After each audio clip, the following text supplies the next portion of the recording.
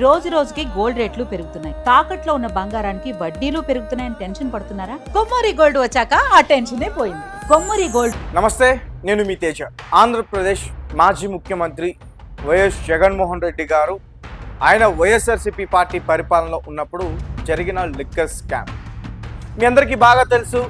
ఈ liquor scam దేశవ్యాప్తంగా జరిగింది. వివిధ రాష్ట్రాల నుంచి చాలామంది రాజకీయ నాయకుల్ని అరెస్ట్ చేశారు. కొన్ని రోజులు జైల్లో ఉన్నారు, బెయిల్ పైన బయటకు వచ్చారు.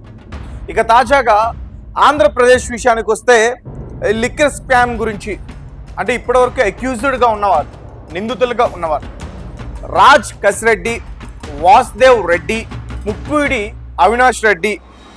ఇక రీసెంట్గా సిట్ ఎంక్వైరీ చేస్తున్నప్పుడు చెవిరెడ్డి భాస్కర్ రెడ్డిని కూడా నిందితుల పేరులో చేర్చారు. ఆయనతో పాటు మోహిత్ రెడ్డి, చెవిరెడ్డి భాస్కర్ రెడ్డి యొక్క కొడుకు, ఆయన పేరును కూడా చేర్చడం అయితే జరిగింది. ఇక ఈ లిక్కర్ స్కామ్ గురించి ఎంక్వైరీ చేస్తున్న టైంలో సిట్ అధికారులకి తిరుపతికి సంబంధించి 47 ఎకరాల కేవీఆర్ అనే ఒక ఇన్ఫ్రా దానికి సంబంధించిన విషయాలన్నీ కూడా బయటపడ్డాయి. సో దీంతో జగన్మోహన్ రెడ్డి గారి యొక్క పిఏ ఎవరైతే ఉన్నారో కేవీఆర్ నాగేశ్వర్ అతని గురించి ఇప్పుడు బయట ఎక్కువగా మాట్లాడుతున్న పరిస్థితి. రీసెంట్గా ఇతన్ని సిట్ అధికారులు కూడా విచారణకి తీసుకెళ్లారు. సుమారు 9.5 గంటలు విచారణ చేశారు. ఇతన్ని 47 ఎకరాల్లో 10 ఎకరాలు ఇతను కొన్నాడు. 2021లో రిజిస్టర్ అయిన ఉంది ఇతని భార్య పేరు పైన. ఒక్కొక్క ఎకరం 8 లక్షల వరకు కూడా కొన్నాడు. సో అంటే గవర్నమెంట్ వాల్యూ అది, అంటే మార్కెట్ వాల్యూ వచ్చేసి కొన్ని కోట్లలో ఉంది. కానీ ఇతను మాత్రం 8 లక్షలకు మాత్రమే కొన్నాడు. ఎలా కొన్నాడు, ఆ డబ్బులు ఎక్కడి నుంచి వచ్చాయి అనేది వాళ్ళు అడుగుతున్నారు. అన్న తిరుపతిలో ఉన్న తిరుపతి జిల్లా కేవీఆర్ పురం ఒల్లూరి మండలం కేవీఆర్ ఇన్ఫ్రా చెవిరెడ్డి భాస్కర్ రెడ్డికి సంబంధించిన కుటుంబ సభ్యులకి అందులో 47 ఎకరాలు. ఆ 47 ఎకరాల్లో ఇతను 10 ఎకరాలు కొన్నాడు 2021లో. అది నేను చెప్తుంది. సో ఆ డబ్బులు ఎక్కడి నుంచి వచ్చాయని ఇతన్ని అడుగుతుంటే ఇవన్నీ నాకు తెలీదు, మా ఆడిటర్ చూసుకుంటాడంటూ కూడా ఇతను సిట్ అధికారులకి చెప్తున్నాడు. పొంతన లేని సమాధానాలు చెప్తున్నాడు. సో దీంతో వారికి ఇతని పైన చాలా అనుమానాలు కలిగాయి. అందుకోసం రెండోసారి కూడా ఎంక్వైరీకి రావాలని చెప్పి నోటీసులు కూడా ఇవ్వడం జరిగింది. ఇప్పటి వరకు జరిగింది. ఇక నాగేశ్వర్ గురించి మాట్లాడుకుంటే అతను ఒక ముఖ్యమంత్రి దగ్గర పిఏ, ముఖ్యమంత్రి పదవి ఉన్నా లేకున్నా జగన్మోహన్ రెడ్డి గారి దగ్గరగా పిఏగా ఉన్నాడు కాబట్టి ఇతనికి నెలవారీ జీతం 30 నుంచి 40 వేలు, 50 వేలు ఇలా కొంతమంది బయట చెప్తున్నారు. నేనేం చెప్తానంటే మరీ అంత తక్కువ ఇవ్వరు, కానీ 1,00,000 నుంచి 1,50,000 వరకు కూడా ఇచ్చే ఛాన్స్ ఉంది అని నేను చెప్తున్నా. సో అలా ఉన్నా కానీ ఇన్నిన్ని ఎకరాలు, షోరూమ్లు, ఫ్లాట్లు ఇవన్నీ కూడా ఆ డబ్బుతో కొనడం కొంచెం కష్టమే. పైగా ఇతని ఫ్యామిలీ బ్యాక్గ్రౌండ్ చూస్తే కడపలో నాగేశ్వర్ రెడ్డి యొక్క తల్లిదండ్రులు ఇద్దరు కూడా ఒక చిన్న టిఫిన్ దుకాణం నడుపుకుంటున్నారు. అటువంటి వ్యక్తికి ఈరోజు కొన్ని 100 కోట్ల ఆస్తులు ఉన్నాయి. ఎక్కడెక్కడ ఉన్నాయనేది కూడా నేను క్లియర్గా చెప్తా. ఇన్ బెంగళూరు 2 ఫ్లాట్లు ఉన్నాయి, తిరుపతిలో 2 ఫ్లాట్లు 10 ఎకరాలు, హైదరాబాద్, కడప, విజయవాడలో ఒక కార్ షోరూమ్ ఉంది. తర్వాత జగ్గేపేటలో 40 ఎకరాల వ్యవసాయ భూమి ఉంది. తర్వాత ప్రకాశం డిస్టిక్ దగ్గర దర్శి దగ్గర 10 ఎకరాల భూమి ఉంది. ఇక భోగాపురం ఎయిర్పోర్ట్ దగ్గర కూడా వీరికి ల్యాండ్స్ ఉన్నాయి. ఇవన్నీ కూడా ఎక్కడి నుంచి వచ్చాయి? ఒక జగన్మోహన్ రెడ్డి దగ్గర ఒక పిఏగా పనిచేస్తున్న ఆ వ్యక్తికి ఇన్ని 100 కోట్ల విలువైన ల్యాండ్స్ కావచ్చు, ఫ్లాట్స్ కావచ్చు, షోరూమ్లు కావచ్చు, ఇవన్నీ కూడా ఎక్కడి నుంచి వచ్చాయి అని సిట్ అధికారులు ప్రశ్నలు వేస్తూ ఉన్నారు. ఇతను ఏం చెప్తున్నాడంటే రీసెంట్గా ఈ తిరుపతి ఏదైతే ఆ విషయం బయటకు వచ్చిందో దాని గురించి మా బామ్మర్దికి, అతని పేరు రఘునాథ్ రెడ్డి, ఆయనకి ఒక ఐటీ కంపెనీ ఉందంట. అందులో ఇతని భార్య పేరు మీద షేర్లు ఉన్నాయంటూ కూడా చెప్తున్నారు. ఇతని భార్య పేరు శశికళ బ్యాంక్ అకౌంట్లో కూడా 20 కోట్ల రూపాయలు ఉన్నాయి. అమెరికాలో కూడా ఒక సాఫ్ట్వేర్ కంపెనీ ఉంది. ఇవన్నీ ఎక్కడి నుంచి వచ్చాయి? ఈ చెవిరెడ్డి భాస్కర్ రెడ్డి అతని గురించి ఎంక్వైరీ చేస్తున్నప్పుడు వారికి సంబంధించిన ల్యాండ్స్ కొనుగోలు చేసిన నాగేశ్వర్ రెడ్డి పేరు ఇప్పుడు బయటపడింది. సో దీంతో నాగేశ్వర్ రెడ్డి అనే వ్యక్తి ఎవరు? మాజీ ముఖ్యమంత్రి జగన్మోహన్ రెడ్డి పిఏ కాబట్టి ఇందులో లిక్కర్ స్కామ్లో జగన్మోహన్ రెడ్డి కూడా ఉన్నాడు, ఇతన్ని బినామీగా పెట్టుకున్నాడు, అతని పేరు రాకుండా అతనికి ఏ ఇబ్బంది కలగకుండా వీరి మీదకి అన్నీ ఉంచాడు, ఇక బాధ వాళ్ళే భరించాలి, అరెస్ట్ అయితే వాళ్ళే అవుతారు, ఇలా చాలామంది చెప్తా ఉన్నారు. అది మనం తేల్చాల్సిన విషయం కాదు, దానికి చట్టం ఉంది, సిట్ అధికారులు ఉన్నారు, ఈడీ అధికారులు ఉన్నారు, వారు తేల్చాల్సిన విషయం. ఇక ఈడీ ఎంట్రీ అయితే విషయం కాస్త మరోలా ఉంటుంది. సో ఆల్రెడీ ఈడీ ఎంట్రీ అయింది, కానీ ఇప్పుడు సిట్ కొంచెం డీప్గా ఇన్వెస్టిగేషన్ చేస్తుంది.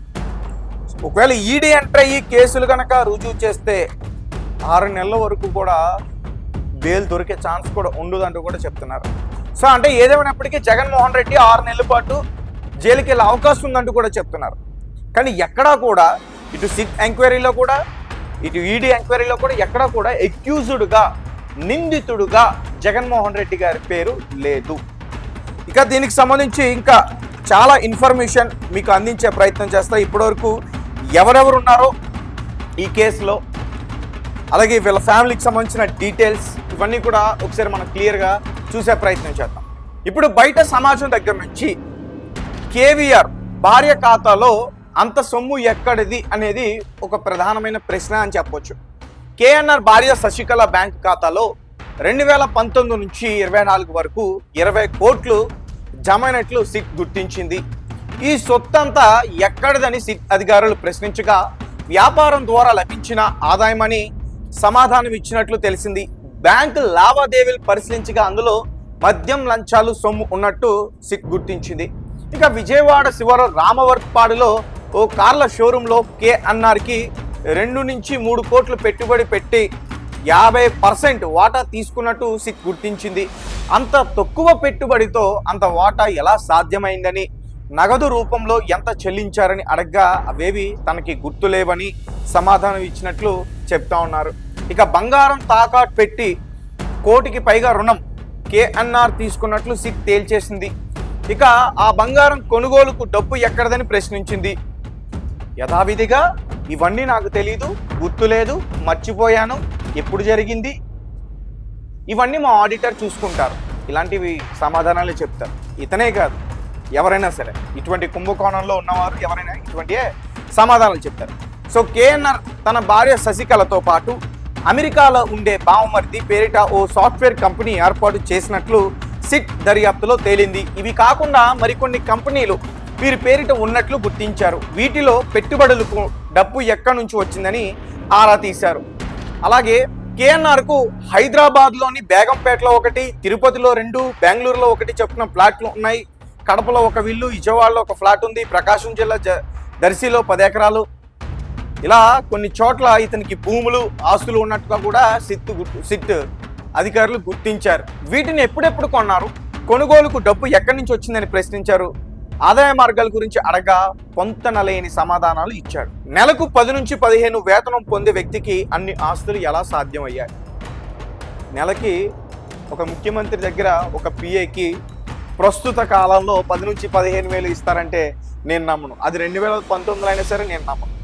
ఖచ్చితంగా 50 నుంచి 1,00,000 వరకు జీతం ఉంటుంది. సో కడప జిల్లా కమలాపురం మండలానికి చెందిన కేఎన్ఆర్ తల్లిదండ్రులకి ఒక చిన్న టిఫిన్ దుకాణం ఉంది. తర్వాత ఆయన పలు పత్రికల్లో పనిచేశారు. 2019లో జగన్ సీఎం కాకముందు కేఎన్ఆర్కు సాక్షి పత్రిక నుంచి నెలకు కేవలం 10 నుంచి 15 వేల చొప్పున వేతనం అందేది. జగన్ సీఎం అయ్యాక అదనపు పిఎస్గా నియమించుకుని ప్రభుత్వ ఖజానా నుంచి నెలకు 2 లక్షల వరకు కూడా చెల్లించారు. ప్రస్తుతం ఎలాంటి వేతనం లేకుండా ఆయన జగన్ దగ్గర పనిచేస్తున్నారు అని సిట్ గుర్తించింది. అంత తక్కువ ఆదాయం ఉన్న వ్యక్తికి 5 ఏళ్లలోనే కొన్ని కోట్ల విలువైన ఆస్తులు ఎలా సమకూరాయనే కోణంలో విచారణ ఇంకా వేగవంతం చేశారు. మధ్య కుంభకోణంలో కొల్లగొట్టిన సొత్తుతో వీటిలో కొన్ని ఆస్తులు కొన్నట్లు కూడా భావిస్తోంది. మద్యం కుంభకోణం నిందితులకు జగన్ అపాయింట్మెంట్లు ఇప్పించడం, లంచాలు వసూలు చేయడం, ఇంకా కొన్ని సమావేశాల్లో కీలకంగా వ్యవహరించడం ద్వారా కేఎన్ఆర్కు ఆ లంచాల్లో వాటాలు లభించినట్లు సిట్ భావిస్తుంది. దీనిపై మరింత లోతుగా విచారించి వివరాలు త్వరలోనే బయట పెడతా ఉంటూ కూడా చెప్తా ఉన్నారు.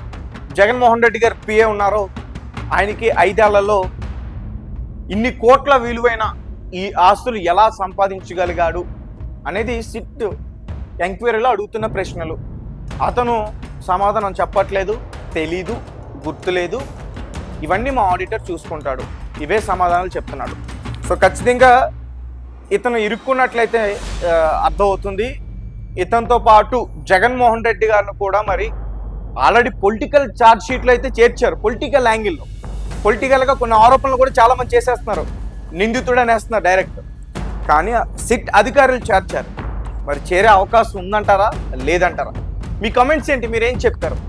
మద్య కుంభకోణంలో జగన్మోహన్ రెడ్డి గారు అరెస్ట్ అయ్యే ఛాన్స్ ఉందా లేదా అనే విషయాన్ని కమెంట్ రూపంలో నాకు తెలియపరచండి. Thank you for watching. Thank you so much.